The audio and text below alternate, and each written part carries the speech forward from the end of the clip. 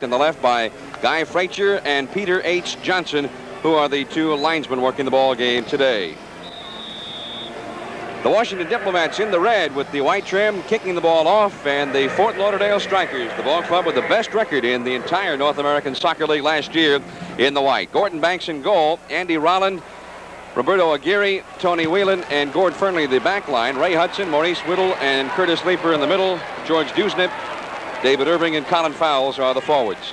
Diplomats putting the ball on the attack, and Paul Cannell, number 9, the striker, knocks the ball out of bounds. Bill Irwin in goal, Roy Wilner on the right side, Mike Dillon, Jimmy Steele in the middle, and Tommy O'Hara is in the middle on the back line. Sakib Viteskic in the middle with Carmen Marcantonio. And in essence, a four-man front line. Ray Graydon on the right side, Bobby Stokes, who'll be playing behind Paul Cannell at the striker, and Mike Bakic on the left wing. The Washington Diplomats, 2 wins and no losses as the season begins, and they have yet to allow a goal. They opened up with a 3-0 victory on the road at Philadelphia. Paul Cannell got 2 goals in that game. And then last week here at RFK Stadium, they beat the Chicago Sting 1-0. Washington putting the ball on the attack. Cannell feeds to Mike Bakic, back inside for Stokes, but it's cleared away by the Strikers. This is David Irving, number 10, going after the ball. He's the striker for Fort Lauderdale. Striker, the man in the middle. Generally the big scorer for the ball club. Giorgio Quinaglia, of course, the big scorer in New York. He is the striker there. Now this is Irving. He's picked up by Jimmy Steele, number 8, the sweeper back for Washington, in a hard foul. And I think Steele is going to get a yellow card. He is. Issued a yellow card. As you get a look there at Curtis Leeper. And David Irving is hurting a little bit. And Paul Gardner, one thing the Strikers just cannot afford any more of right now is injuries. They've got a lot of injuries, and they're playing short of personnel here. I think it's encouraging in a way to see the referee give that yellow card early in the game, because that will really sit on, if there's going to be any of this hard stuff, that'll sit on it early in the game, and hopefully we won't get any more of it. That was a really brutal tackle from behind, quite unnecessary. Irving is up and apparently is going to be able to proceed, and it will be a free kick for the Fort Lauderdale Strikers on the left wing. Fort Lauderdale, after a marvelous season last year, off to a very slow start. They were beaten by the Cosmos 7-0 on the road, and then they lost at home 2-1 to Detroit. That ball inside for David Irving, and I believe he...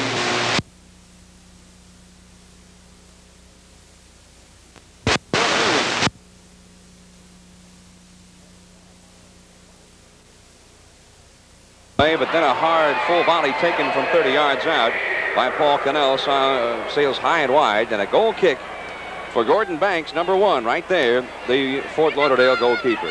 Would be an opportunistic shot if it had been on target, but I mean it was just a slashing volley which went, as you saw, John, slightly wide of the goal there. 25 yards, would you say? Cannell is a good scorer. He has the knack to find the goal.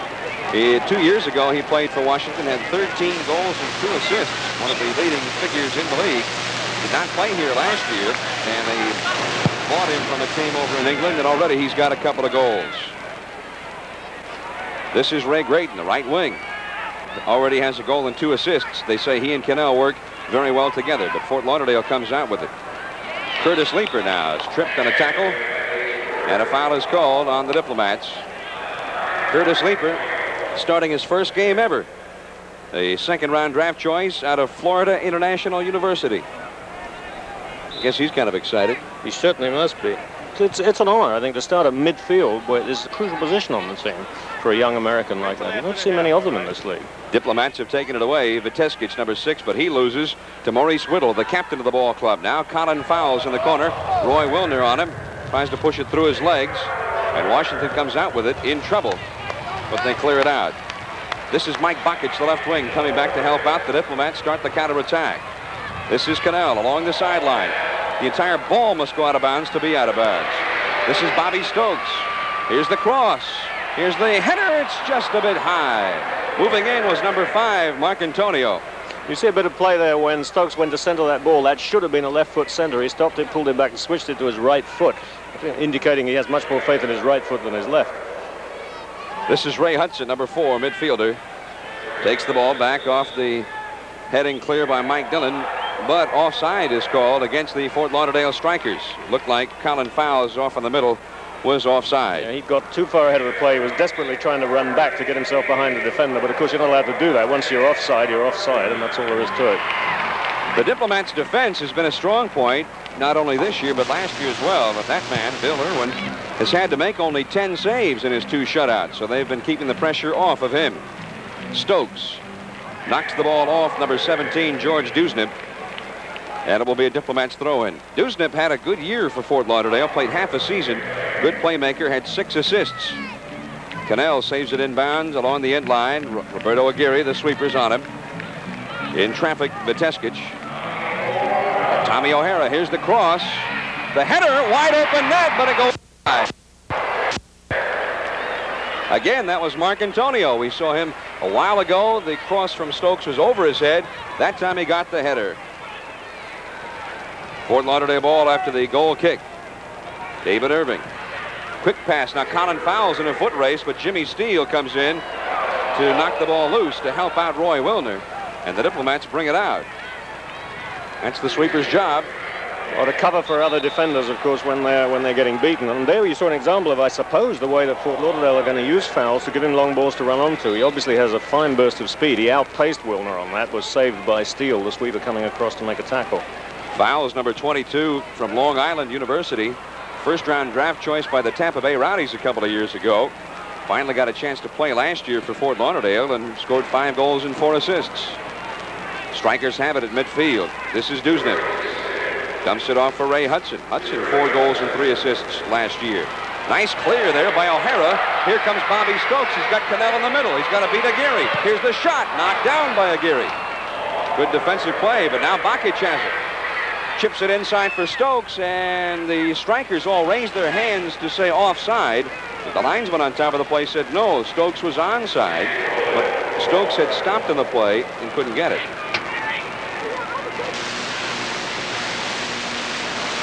This is Aguirre, former All-Leaguer back in 1974.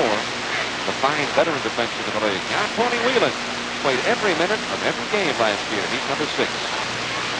Gord Burnley, the left fullback. Now Whelan's in trouble, so drops it back to Gordon Banks. There's another fellow played every minute of every game last year, and a few years ago it looked like he'd never...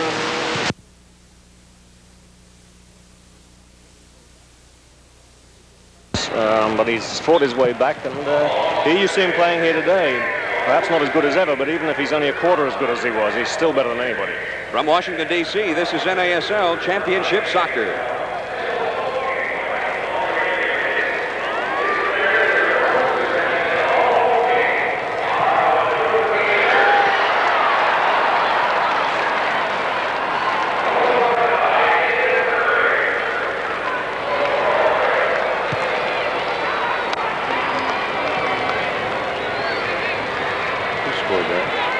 Irving.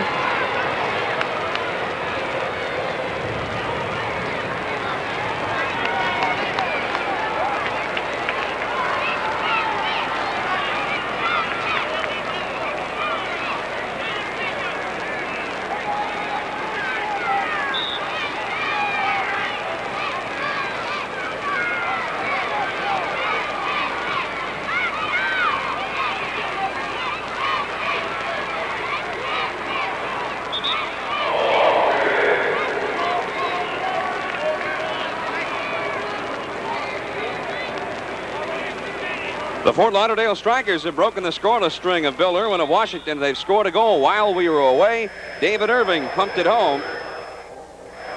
As we get a look at it right here, Paul.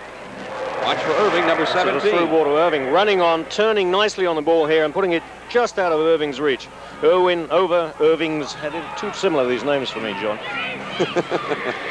Irving beats Irwin, and it's 1-0 Fort Lauderdale. The time of the goal, 7 minutes and 15 seconds into the first half. And Maurice Whittle was the man who made that nice through pass to him.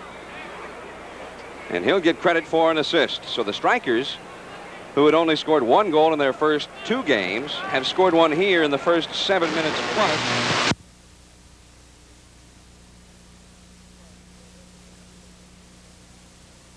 Surprised at their records. Washington probably surprised at having won 2 games, and Fort Lauderdale surprised at having lost 2 games. And I think Fort Lauderdale will be out to remedy that situation if they possibly can. The Diplomats, a ball club vastly revamped by their new coach, Gordon Bradley. Now Irving tries to beat Mike Dillon, but Dillon drops it back to his goalkeeper, Bill Irwin. Gordon Bradley, of course, the former coach of the Cosmos up in New York. And he was hired by the Diplomats last October and has really drastically changed the face of this ball club.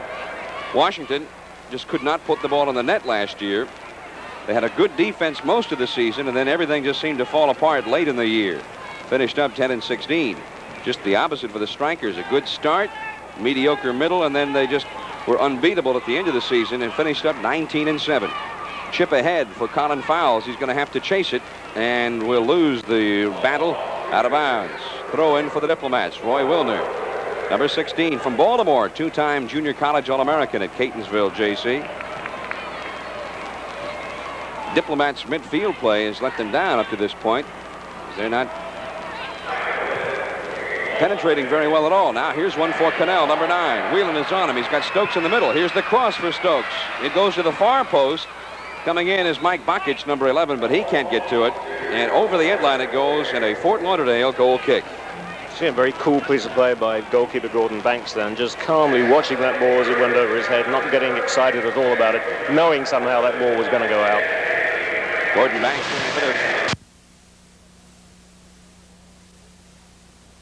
O'Hara, and now he has the ball to Dusnam. Nicely done. This is Hudson, number 4. He's tripped by Marcantonio, number 5, and a foul is called. Free kick for the Strikers. Here's a look at that last play. It's right through his leg. A lovely bit of play. Of course, the player who had it done to him doesn't think it's so lovely, and there he's really tripped by 2 players. In fact, they're falling over one and crashing into the second. Free kick on the far post is Fowles, and it's cleared away from him on a header by Wilner of Washington to his goalkeeper, Bill Irwin. A nice header, good style, but from that angle, almost impossible to beat the goalkeeper. Maybe it should have been headed back into the middle rather than at the goalkeeper. Cannell goes after the ball with Whelan, and a foul is called on Paul Cannell.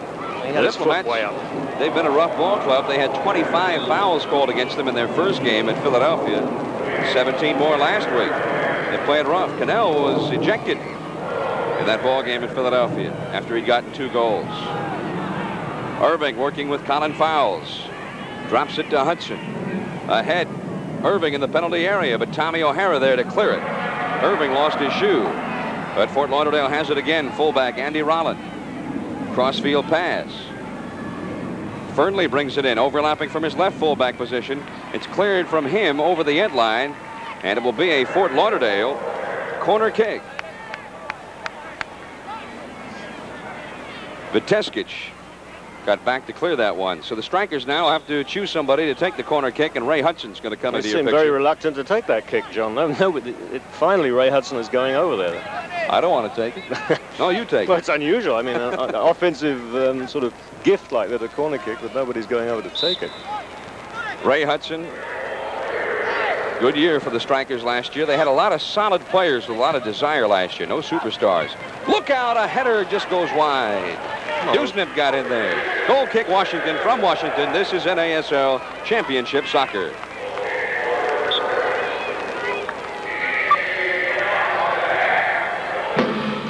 Shep Messing for Smokeless Tobacco. I love soccer. And I love tobacco. But I don't light up. I get my tobacco pleasure the smokeless way. And so can you. With mild Happy Days mint, Skoal with the fresh wintergreen flavor, and Copenhagen for straight tobacco taste. Just a little pinch between your cheek and gum is all it takes. But the best part of going smokeless? It's really relaxing. Try some. Heads are turning to Vitalis. Heads are turning. Pardon me. Did I give you a lift? Heads are turning to Vitalis. Hey! Heads are turning. Don't I know you from somewhere? Today's women are turning to men with shorter hair. That's why more men are turning to Vitalis for that clean together, younger look. So use Vitalis and start some heads turning. Excuse me, is the seat taken? Heads are turning. John Miller with Paul Gardner. Here come the Strikers. This is Dusnip. Look out, and Irwin comes 8 yards out of the net to pull it off. Dusnip very nearly got loose that time. 1-0 Fort Lauderdale. And Bakic just lost that one, and Gordon Banks fields the pop-up in front of the goal. We've played 13 minutes and 40 seconds of the first half from RFK Stadium in Washington. And our next telecast of the NASL 2 weeks from today, April the 30th, when the Cosmos, the New York Cosmos, the champions of the North American Soccer League, meet the very tough Tampa Bay Rowdies. Well, when's the last time the Cosmos have even come close to winning down in Tampa? I'm not sure they ever have won down there. I've seen them being beaten, I think 5-0. What was it last season? 4-2? 4-2. Yeah, they don't exactly prosper down in Tampa. Well, you can expect a big crowd, and there will be a lot of outstanding players. So check your local listings for the station and time in your area 2 weeks from today on TVS. Ball belongs to Washington. One out of bounds. Roy Wilner to throw it in. Ray Graydon drops it back to Wilner. Back to Graydon. Cleared from behind by Fernley. Diplomats get it back. Jimmy Steele, look out. Hudson almost stole it from him. Dillon, quick pass ahead. Graydon being fought off down there by Fernley. Over the end line it goes. And it will be a Fort Lauderdale goal kick. The Strikers suffering from injuries. They've got a couple players back who have not been in the lineup as yet, but they're still missing Norman Piper, good offensive player, and their leading scorer from last year, Georgie Nanshoff. Did not even make this trip. Nanshoff, the man last year when the Strikers got hot, he was the catalyst. Scored all of his goals and assists in a 10-game period. The Strikers won 9 of those games. O'Hara will take it from the Washington end. If you're watching in color, you see that the field is different colors in different areas. Diplomats paint the penalty areas here in the midfield circle. Bobby Stokes for Mike Bakic. Bakic picked up by Andy Rolland, playing his first game for the Strikers today. Knocked loose. The Strikers can't save it in bounds. Throw in for Washington. Bakic, who played for Rochester last year, 3 goals and 4 assists. Diplomats set up in front of the goal now. Bakic deciding whether he wants to throw a long one in. He's been told to hurry it up by the referee. He's really taking his time over this. Gets the ball into Bobby Stokes. High chip. Far post. Hits off the back of the head of Graydon, and now he's down on the turf. And he's either hurting or he's alerting the referee that he felt he got fouled. Long one down the field, and Jimmy Steele's going to wrap it up for the Diplomats. 28 minutes and 40 seconds left, first half. 1-0 Fort Lauderdale leading Washington. Graydon still down in the penalty area writhing. He got bumped by Fernley as they went up for that ball there. It's difficult to imagine what the injury can be, though. Certainly hurting him. Well, if now the referee's going to stop time to have a look at the injured player. From Washington, D.C., this is NASL Championship Soccer.